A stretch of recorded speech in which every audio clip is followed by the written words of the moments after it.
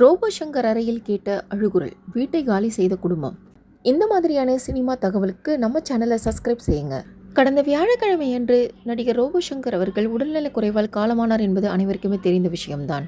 தனது 46வது வயதில் அவர் மரணமடைந்துள்ளார். அவர் மரணம் அடைவதற்கு பல காரணங்கள் மருத்துவத்துறையிலிருந்து கூறப்படுகிறது. அதற்கு மிக முக்கியமான காரணமாக அவருக்கு ஏற்பட்ட மஞ்சள் காமாலை தான். 2 வருடத்திற்கு முன்பு மஞ்சள் காமாலையால் பாதிக்கப்பட்டு உடல் நலம் மிகவும் மோசமான நிலையில் இருந்து அதன் பிறகு அவர் தேறி வந்தார் என்பது அனைவருக்குமே தெரிந்த விஷயம்தான். டாக்டர்களின் அறிவுறுத்தலின்படி அவர் உடல்நிலையை பார்த்து கொள்ளாததுதான் அவருடைய மரணத்திற்கு காரணம் என்று மருத்துவர்கள் கூறி வருகின்றனர். இந்த நிலையில் ரோபோ சங்கர் வீட்டில் அழுகுரல் கேட்பதாக அவருடைய குடும்பத்தினர் அக்கம்பக்கத்தினரிடம் கூறி அதிர்ச்சியை கிளப்பி வருகின்றனர். ரோபோ சங்கர் அறையில் இருந்து அழுகுரல் கேட்பதாகவும் ரோபோ சங்கர் பேசுவது போல சத்தம் கேட்பதாகவும் அவர்களது வீட்டில் இருப்பவர்கள் கூறி வருகின்றனர். இது எந்த அளவிற்கு உண்மை என்று பலருக்கும் கேள்வியும் எழுப்பி வருகிறது. அவர் குடும்பத்தில் இந்த அழுகுரல் கேட்பதற்கு என்ன காரணமாக இருக்கும் என்று பலரும் யோசித்து வருகின்றனர். அவர்கள் வீட்டிற்குள் செல்வதற்கு மிகவும் பயப்படுவதாகவும் வேறு வீட்டிற்கு சென்று விடலாம் என்று பிரியங்கா ரோபோ சங்கர் கூறுவதாகவும் கூறி வருகின்றனர்.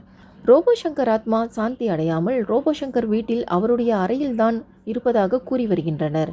ரோபோ சங்கருக்கு மகளின் மீது மிகவும் பாசம்.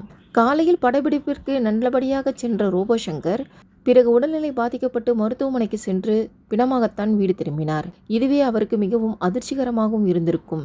ரோபோ சங்கர் மனைவி இந்த அழுகுரல் கேட்பதன் காரணமாக வீட்டிற்குள் செல்வதற்கே பயப்படுவதாக கூறப்படுகிறது. அவர்களுடைய சொந்தக்காரர்களிடம் இதை பற்றி கூறி என்ன செய்யலாம் என்று கேள்வி எழுப்பி வருகின்றனர். மகளுடன் பேசுவது போலவும் மகளின் குழந்தையுடன் விளையாடுவது போலவும் சத்தம் கேட்பதாக ரோபோ சங்கருடைய மனைவி பிரியங்கா ரோபோ சங்கர் தெரிவித்துள்ளார்.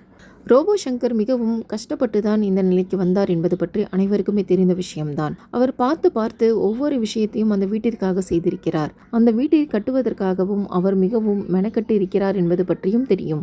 மனைவி மற்றும் குழந்தைகளை விட்டு செல்வதற்கு மனமில்லாமல் ரோபோ சங்கரின் ஆத்மா அந்த வீட்டை சுற்றி வருவதாகவும் கூறப்பட்டு வருகிறது. நள்ளிரவில் ரோபோ சங்கர் பேசுவது போலவும் கத்துவது போலவும் அழுவது போலவும் குரல் கேட்பதாகவும் அந்த குடும்பத்தினர் பீதியை கிளப்பி வருகின்றனர்.